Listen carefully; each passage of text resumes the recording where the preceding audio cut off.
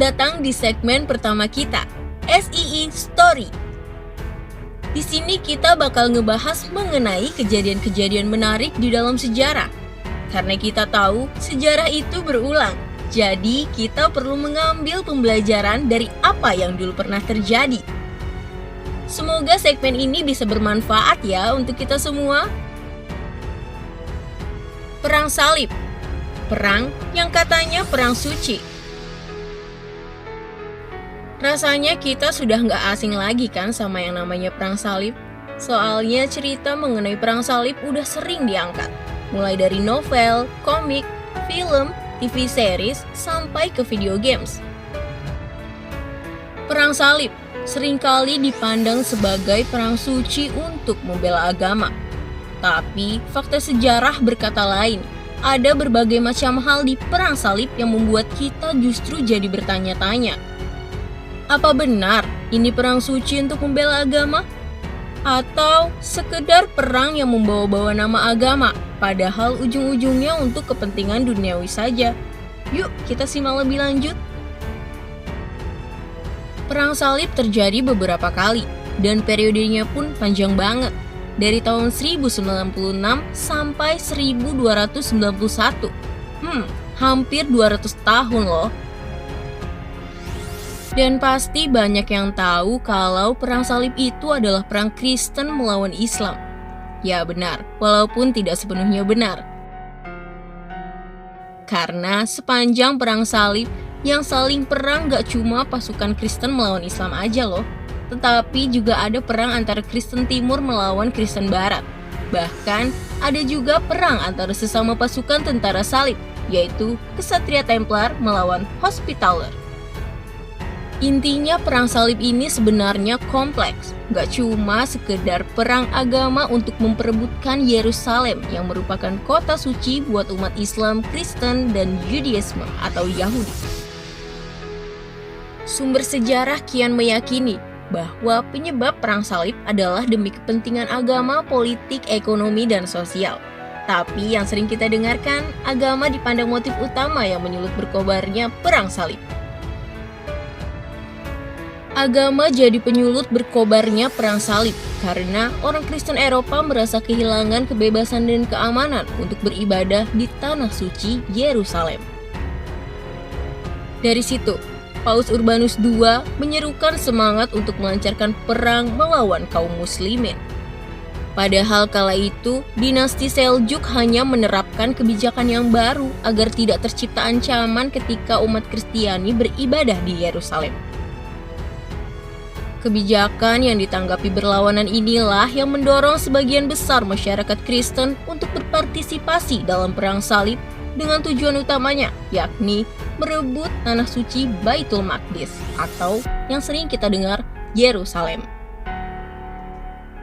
Selain itu, para tentara Kristiani juga meletakkan simbol salib pada senjata maupun pada barang bawaan mereka ketika gelora berperang mengemuka.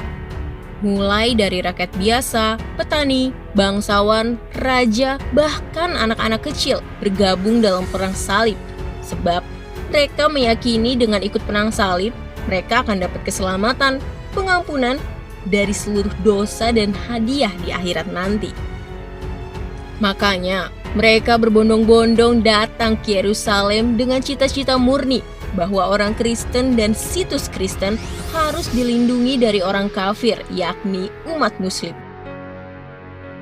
Tapi sebenarnya penyebab berkobarnya perang salib gak cuma berkutat di masalah agama aja. Ada sebab-sebab lain yang menyulut perang yang berlangsung lama itu. Pada November 1095 di Dewan Clermont, Prancis, Paus Urbanus II, sang pemimpin tertinggi umat Kristen di Eropa, memberikan pidato fenomenalnya untuk mengobarkan perang salib. Tujuan Paus saat itu, motif agama untuk merebut kembali Yerusalem yang diklaim sebagai tanah suci dari umat Muslim yang saat itu lagi jaya-jayanya. Faktor politik. Sumber pencetus perang adalah Paus Urbanus II, Kekaisaran Bizantium, dan peperangan di wilayah Spanyol Islam atau Andalusia. Kaisar Bizantium sebenarnya mau merebut lagi wilayah yang hilang dan mengalahkan negara saingan yang mengancam. Faktor politik juga diperkuat oleh peran Paus untuk membuktikan adik kuasa kepausannya di seluruh Italia dan memperluas pengaruhnya. Jenderal Alexius Comnenus dari Kekaisaran Bizantium yang sudah kalah melawan Seljuk Turki juga menggunakan antusiasme rakyat Eropa buat merebut kembali wilayah Bizantium. Alexius Comnenus dan Paus Urbanus II kemudian bekerja sama mengobarkan semangat genderang perang salib untuk mencapai tujuan politik ini. Faktor sosial. Rakyat Eropa kala itu dilanda masalah sosial oleh karena adanya sistem kasta yang menimbulkan kesenjangan yang melebar. Kasta ahli agama menempati posisi paling tinggi, lalu diikuti panglima kesatria perang dan cendekiawan. Sedangkan kasta petani, rakyat jelata dan budak adalah golongan paling rendah yang sering dizolimi dan bekerja keras untuk dua kasta di atasnya. Kasta rendah ini gampang terpancing untuk melakukan sesuatu demi kepentingan kasta di atasnya. Para budak, petani yang menjadi milik tuan mereka bergabung dengan perang salib karena Paus menjanjikan mereka kebebasan jika mereka berangkat perang. Mereka meyakini jika mereka kalah dan mati, mereka akan terbebas dari penderitaan dunia yang dialami dan mendapatkan keberkahan Tuhan dan Paus. Dan jika mereka selamat dan hidup, mereka akan mendapatkan keberkahan kehidupan baru yang lebih baik lagi. Faktor ekonomi.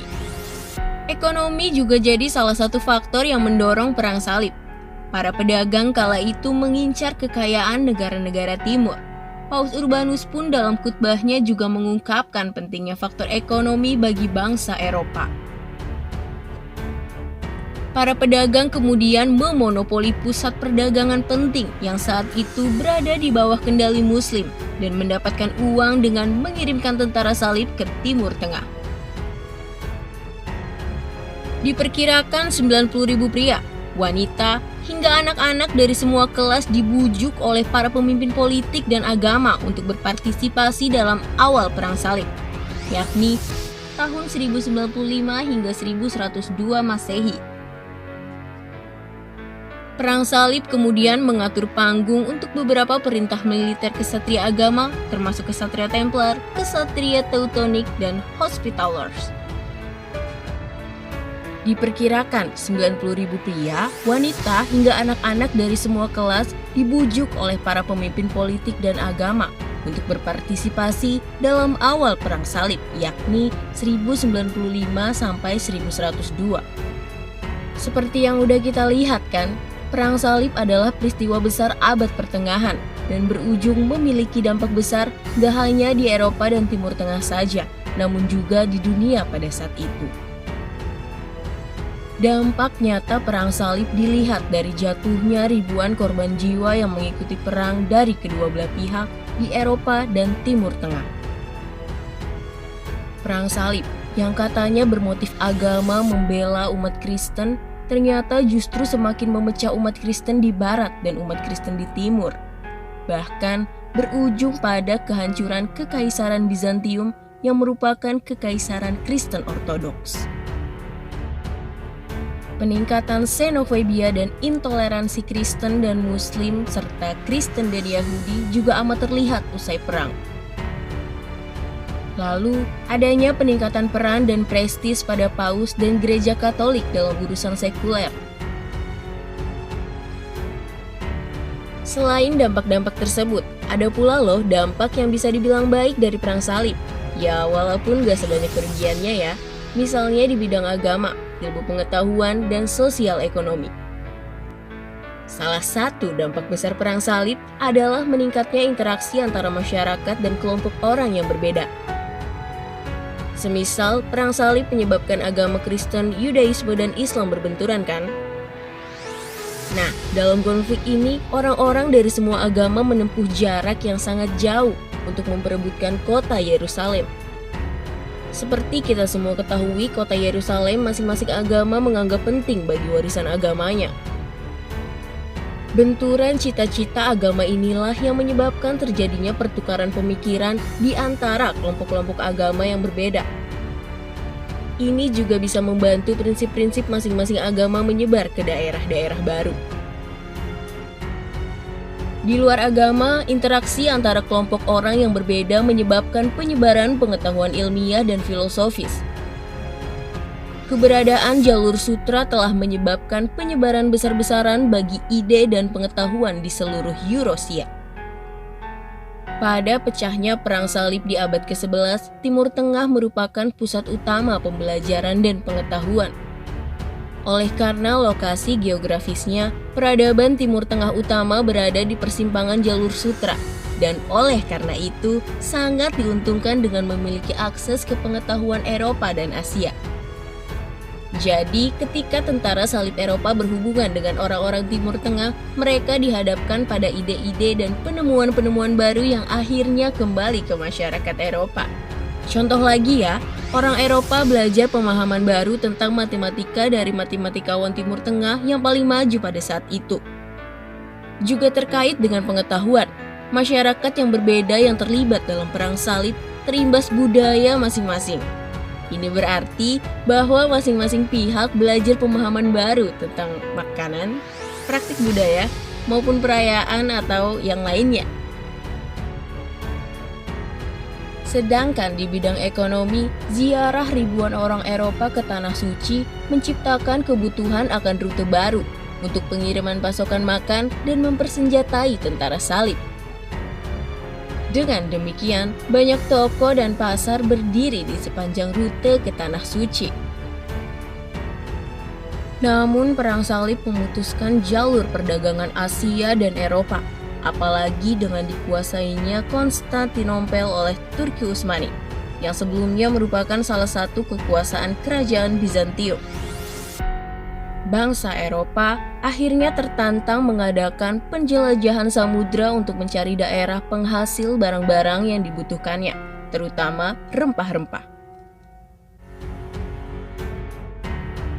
Ya, pada intinya sih, kita bisa belajar ya dari kejadian Perang Salib ini. Kita memang harus lebih kritis lagi ngelihat segala sesuatu. Hal-hal yang dikemas dengan agama itu murni untuk agama dan spiritualitas saja, atau sebenarnya cuma untuk kepentingan dunia saja ya? Oh iya, video ini murni untuk pembelajaran ya, bukan untuk menyudutkan kelompok, ras, ataupun kepercayaan tertentu. Dan kalau ada informasi tambahan atau informasi yang kurang akurat dari kami, boleh banget loh ditulis di kolom komentar.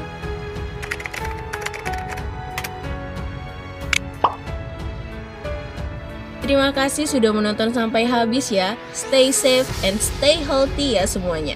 Sampai ketemu lagi di video SII Story selanjutnya. Bye-bye.